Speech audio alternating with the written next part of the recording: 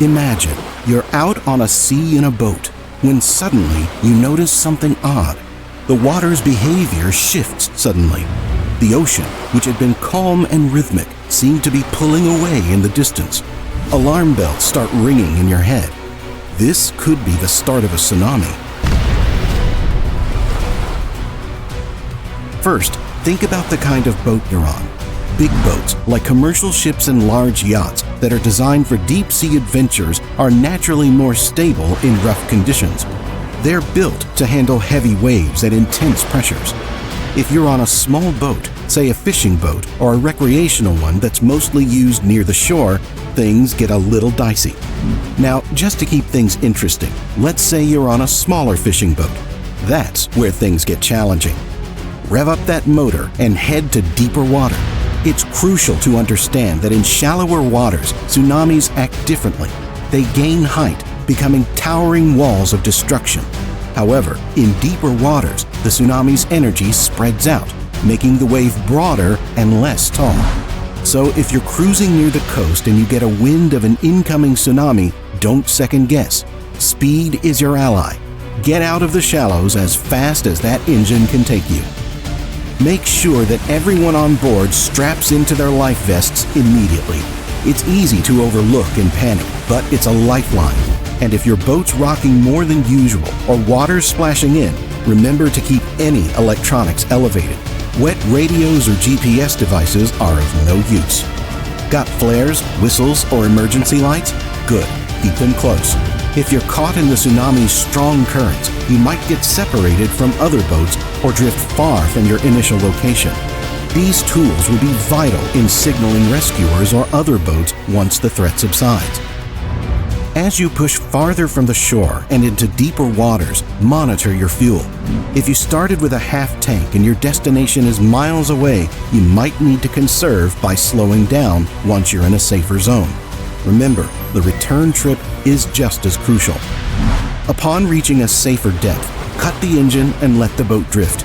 It might seem counterintuitive, but at this point, you want to be in sync with the ocean, not against it.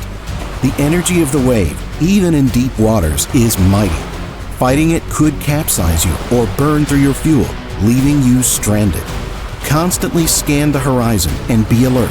If the wave comes, it'll appear as a rapidly approaching swell.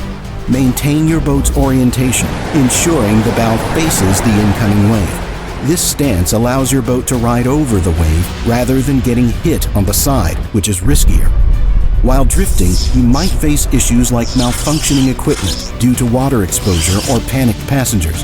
If there's other people on the boat, it's vital to keep everyone calm. Perhaps assigning tasks like looking out for other boats, checking equipment, or managing provisions. A sense of purpose can be calming in crisis. Staying hydrated and calm is crucial. When panic sets in, mistakes happen, and every wrong move out on the open sea can be costly. Deep breaths, steady thoughts. Remind yourself and everyone on board, clear minds navigate best. Now, about sustenance. Initially, ration your supplies. While it's hard to predict how long you'll be adrift, it's safe to assume you need to stretch whatever you have. You might think, I'm hungry now, but trust me, that hunger will feel minor compared to how it could get days from now. But what happens when those rations run out? The sea, as scary as it is also a source of food. If you've got any fishing lines or nets, even makeshift ones, use them. Small fish are more abundant and easier to catch. If fishing doesn't pay off, attract seagulls with any shiny objects. Catching them is tricky, but in survival situations, they can be a source of sustenance. Water, however, is the real challenge. Never drink seawater, no matter how thirsty you get. It'll dehydrate you more due to its salt content. If you have a clear plastic sheet or any container, use it to collect rainwater. Every drop counts. Another method is to fashion a makeshift solar still using any transparent plastic sheets on board. By capturing evaporated seawater and condensing it, you can collect drinkable water.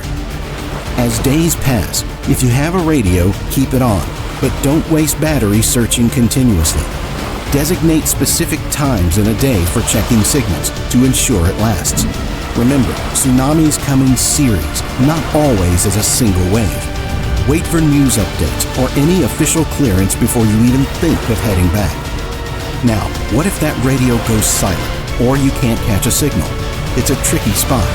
One way is to observe the horizon, particularly at dawn and dusk when changes are more noticeable.